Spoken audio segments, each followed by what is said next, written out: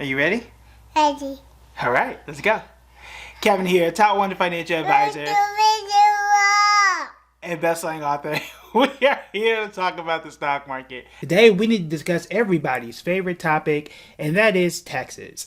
I'm being facetious here, obviously, but the House of Representatives did pass a bill that would, in theory, change a whole lot about taxes, and particularly something called a consumption tax. Now, this bill likely will not pass the Senate and definitely wouldn't be passed by the president or signed by the president into law. However, it does bring up a really interesting discussion about consumption tax, because one of the big ideas in this bill is this: we would take away all income taxes and replace it with a consumption tax. So in this video, we need to discuss, what is a consumption tax? Is it good? Is it bad? What are the benefits and drawbacks from such a thing? So a consumption tax is exactly what it sounds like. It is basically a national sales tax. So that item is $5, you go in, you buy it, and it's going to be costing more, right? They tack on something to that, and it's $7 or whatever the tax rate is going to be. It sounds relatively good because instead of being taxed on the income that I make, I'm only being taxed on the money that I spend, which gives me technically a little bit more control. If I want to pay tax today, I don't buy nothing today. That's basically what it means. Instead of I don't buy anything, but because I got paid, I got taxed. That doesn't seem fair until you really start to look at the numbers. And that is because of this. Everybody is going to have a baseline expense. Okay, let's just say, just for super easy numbers, just to live, right?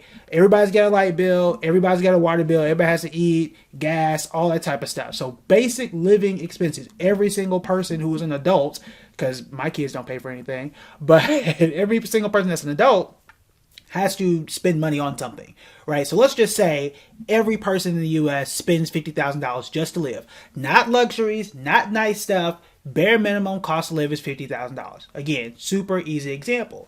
Well, everybody's going to pay taxes on the $50,000, right? Because that's what we all had to pay. The consumption tax means we're all going to pay some portion of that into taxes. Well, if I only make $50,000 and I can only just live and do nothing else, 100% of my money is taxable. 100%. There's nothing I can do about it. These are bare minimum expenses. Well, what happens if someone makes $100,000? Well, that means that 50% of their income is not taxable because they've met their baseline expenses, and if they don't do anything else, 50% of their money is 100% tax-free. They can invest that, they can do all types of stuff that I would not be able to do. And essentially what you do by having a consumption tax only is basically shift the burden onto people who may not make above whatever that threshold is going to be. Now in real life, it's probably not $50,000. It could be whatever number. The other thing too is that when it comes to a consumption tax, this means that people are now incentivized to spend less money, which on paper sounds great because you think you would save more. However, if I'm a business owner or any real type of any real business at all, like even if I'm traveling, right? If I already know that I already have to pay service taxes and bag fees and all this kind of stuff just to take a flight, well, shoot, I don't want to have to pay even more now that I'm going to be paid or taxed on all of the consumption. And every single thing I buy, suitcases, the plane ticket, and every single swipe of my card is also hit with an additional tax.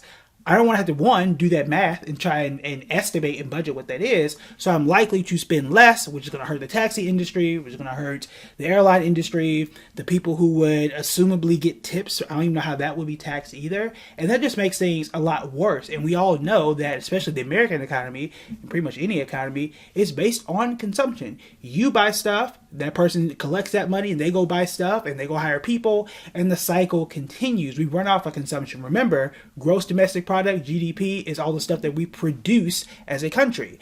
The only reason we produce stuff is because people buy stuff. That is the only way that this thing works. And the consumption tax de-incentivizes that to a degree. Remember when interest rates go down, right? When they cut interest rates and try to get people to do what? to spend money, to consume. So imagine if you run into a recession, they cut interest rates, but it's a consumption tax. And it's like, hey, we're going to cut interest rates to make it easier for you to go borrow money and go buy stuff. You're like, well, I don't want to buy stuff because I don't want to get hit with an additional tax bill at the end of the year or right upon purchase or whatever that thing is going to be. So those are the major two reasons why a consumption tax probably isn't the best idea. One, it disincentivizes buying stuff, which is going to hurt business owners, but also you really don't want to just have people who live at whatever that baseline expense is, which everybody has to have, to say, look, 100% your income is going to be taxable, whereas someone who just happens to make a whole lot more than you, they've got 50, 60, 70% of their income not taxable at all. Imagine a family is making $200,000 and they only have baseline expenses of $50,000. They have $150,000 that is not taxable, that they can go bid up on houses or whatever and have way more opportunities than everybody else. So the other question is, what type of tax system do we have now? The current tax system that we have is what's called a progressive tax system. It is basically a stair step of different tax rates that is supposed to, okay, I'm saying supposed to because there are a lot of tax loopholes here, but it's supposed to be a little bit more fair, where those on the bottom of the tax spectrum aren't paying an inordinate amount of the taxes, of the tax burden of the entire U.S. That means that, let's say, if I'm making $100,000, the first, from 0 to 20,000 is going to be taxed at 10%, and then 20,000 to 50,000 is taxed at a different percentage, and it kind of stair steps all the way up to like 35 or 37%, depending on whatever time you're watching this video, because tax rates do change. So what we have in the U.S. is called, again, a progressive tax system, which is that stair step, if you will, and then when you average everything out, you have what is called a effective tax rate, or the effective tax rate, which means it's basically the average. Because you hear people say, oh, the top tax bracket is 35 or 37%, which means that if I make $100,000, I have to pay $37,000 to the government.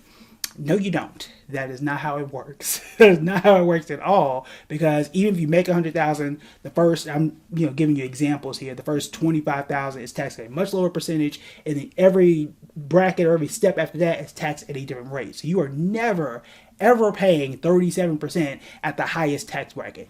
That is not how it works at all. Okay, so just if you hear that on Twitter, you hear that on some other channel or whatever, it's wrong. Okay, it is absolutely wrong.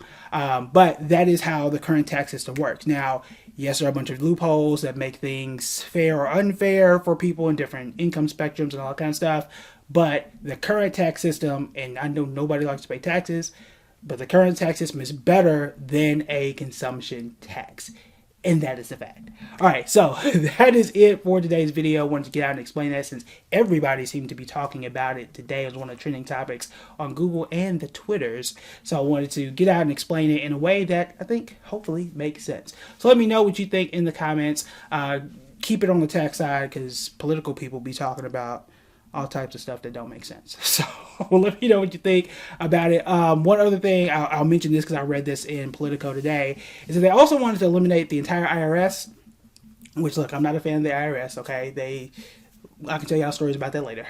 But that means that we wouldn't have anybody to collect government funds, and that could cost over $100 billion, meaning that we're already in debt as a country, and then you don't have the person to come and collect the debt and collect the bills or pay the bills. That doesn't get worse or doesn't get better by eliminating an entire government agency that is here to count the money, which, again, I'm not a fan of the IRS, but that is not going to help the situation either. So that is it for today's video for taxes and understanding what a consumption tax is. If you have any other questions, feel free to let me know. Last update, WWE was actually bought by a Saudi fund. So not Netflix, not Disney, none of those. We can have some updates on that. If you want to learn more, feel free to let me know in the comments. Also, you want to make sure to check out our members only. All right, that's it for me. Talk to you later.